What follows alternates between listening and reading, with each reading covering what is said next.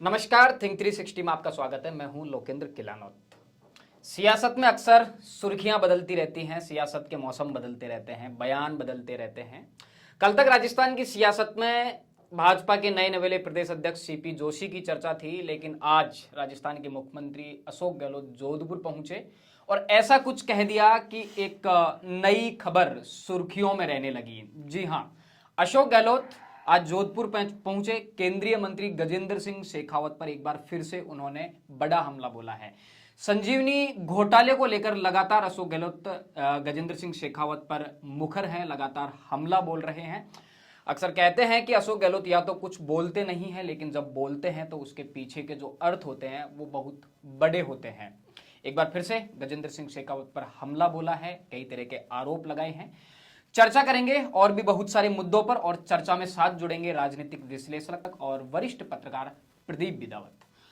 प्रदीप जी, एक बार फिर सतीश पूनिया पर चर्चा करना जरूरी है कि उनकी आगे की क्या भूमिका रहने वाली है। कल उन्होंने कार्यकर्ताओं को प्रणाम किया, अपने संघर्ष का उल्लेख किया और उनका भाषण भी। आज उन्होंने अपने जो संघर्ष और उसका ट्वीट किया है, जिसमें उन्होंने आभार जताया है सभी का, और उन्होंने कहा कि मैंने इस सेतु को निर्माण में गिलहरी जितनी भी भूमिका निभाई है, तो ये मतलब उनकी जरा नवाजी की जैसी बात कही है उनकी।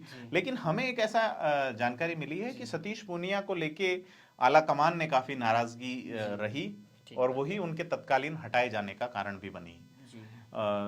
इस तरह से हटाए जाने का, जबकि प्रतिपक्ष नेता की घोषणा को लेकर बात चल रही थी कि राष्ट्रीय अध्यक्ष के कंटिन्यूटी के बाद प्रदेश अध्यक्ष बदला जाना है, तो उसमें कई चीजें ऐसी आई कि सतीश पूनिया गुट के कुछ लोग, ऐसा नया गुट एक खड़ा हो गया था जो पार्टी लाइन से इतर था, वो उनके नाम पे बात कर रहा था कि कैसे टिकट बंटेंगे, उनके नाम पर इस तरह से चल रहा था। सतीश पूनिया को जैसा मैं व्यक्तिगत रूप से जानता हूँ, वो बहुत सरल और सौम्य स्वभाव के व्यक्ति हैं अब तक के। उसी जिले से आते हैं जिस जिले से मूलतः मैं हूँ, लेकिन उनके नाम का निश्चित तौर पर दुरुपयोग हुआ और उसका नुकसान सतीश पूनिया को उठाना पड़ा है।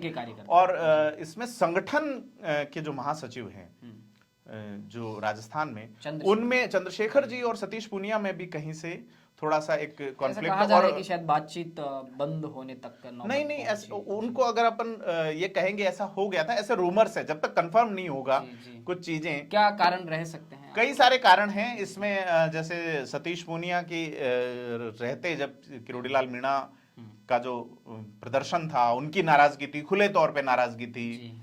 नरेंद्र मोदी की सभा का जगह डाइवर्ट करना, मीणा हाईकोर्ट से कहीं और ले जाना, तो सतीश पूनिया के खिलाफ एक स्वतः ही नाराजगी बीजेपी के उस वोट बैंक में होगी जो बीजेपी का मूल वोट बैंक नहीं कहा जाता है, वो सिर्फ बाबा किरोड़ीलाल मीणा के कारण बीजेपी के साथ हैं।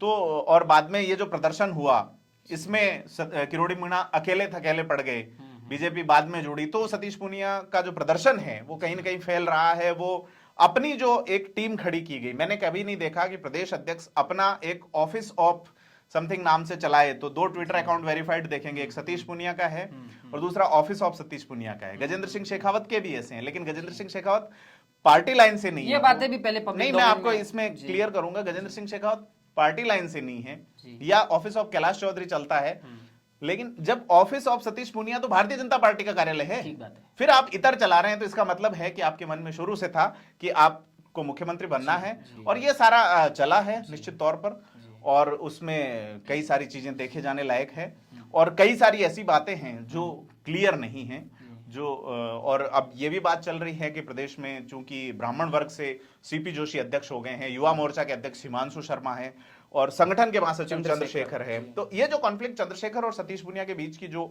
आ रही है, जिसे फिलहाल मैं रूमर्स कहूंगा, लेकिन अगर ये सच है तो फिर चंद्रशेखर भी यहां से बदले जाएंगे। और ऐसा इनपुट हमें दिल्ली के साथियों ने दिया है कि जिन्होंने गुजरात के चुनाव को डिजाइन किया, ठीक बात है, वो या उनमें से या उनके तरीके से कोई व्यक्ति राजस्थान एज ए संगठन महासचिव आ सकते हैं, जो संघ की परंपरा से होंगे, और दक्षिण से हवाएं जो है वो अलग तरह की चल रही हैं, और राजस्थान की बीजेपी में आप एक और बड़ा बदलाव देखेंगे। चंद्रशेखर की बड़ी भूमिका बताते हैं सतीश पूनिया को यहाँ से बतौर प्रदेश अध्यक्ष विदाई करने में उन्होंने जिस तरह, नहीं, कई सारे कारण रहे, अकेले चंद्रशेखर नहीं, चंद्रशेखर जो है वो संगठन के महासचिव हैं, तो संगठन दो तरीके से इनपुट्स लेता है, प्रदेश प्रभारी होता है, उनके नीचे दो विंग होती हैं, अध्यक्ष सदारत करता है, लेकिन कार्यकारी जो होता है कैसे चीजें एग्जीक्यूट होगी। तो जैसे एक चेयरमैन है और एक सीईओ है, तो सीईओ की भूमिका संगठन महासचिव निभाता है, उसके नाम से चीजें चलती हैं। तो पार्टी फीडबैक संगठन प्रभारी से भी लेती है, अध्यक्ष से भी लेती है, और जो संगठन का जो महामंत्री है अभी उससे भी तक के लेती है। आए इनपुट से क्या मान लेना चाहिए कि फिलहाल के लिए सतीश पूनिया हाँ, ठंडे अब बस्ते में जब जाने वो की बात ये चल रही थी कि संभावनाएं सतीश प्रबल हैं। पूनिया को प्रतिपक्ष नेता बनाया जा सकता है, तो वो संभावनाएं अभी थोड़ी खामोश हुई है। और अभी विचार पार्टी ये भी कर रही है कि उन्हें उपनेता बना दिया जाए, ताकि जाट वोट बैंक जिसे साध पाने में सतीश पूनिया कतई सफल नहीं हुए उपचुनावों में, और हनुमान बेनीवाल उनकी जो लंका थी। सुबेदानंद सरस्वती को भी कल के कार्यक्रम में बहुत बड़ी भूमिका में देखा गया। बिल्कुल, सुमेधानंद सरस्वती पे भी एक्सरसाइज की थी पार्टी ने जी। अध्यक्ष के लिए। सुमेधानंद सरस्वती की मीटिंग होती है, उन्होंने एक्सरसाइज की और उन्होंने ये कहा कि उनको चेहरा बनाया जा सकता है पार्टी की ओर से, और जिस तरह से उनका दावा नहीं था, लेकिन पार्टी ने एक्सरसाइज की, लेकिन वो कुछ चीजें क्लियर करने में सफल नहीं हो पाए। तो वो चीजें क्या रही वो बाहर आए। तो बहुत सारे मुद्दों पर आज हमने चर्चा की वरिष्ठ पत्रकार प्रदीप बिदावत के साथ। कल जैसे ही राजनीति का मौसम बदलेगा, सियासत की सुर्खियां बदलेंगी, आपके साथ फिर जुड़ेंगे। जुड़े रहिए थिंक 360 के साथ। धन्यवाद।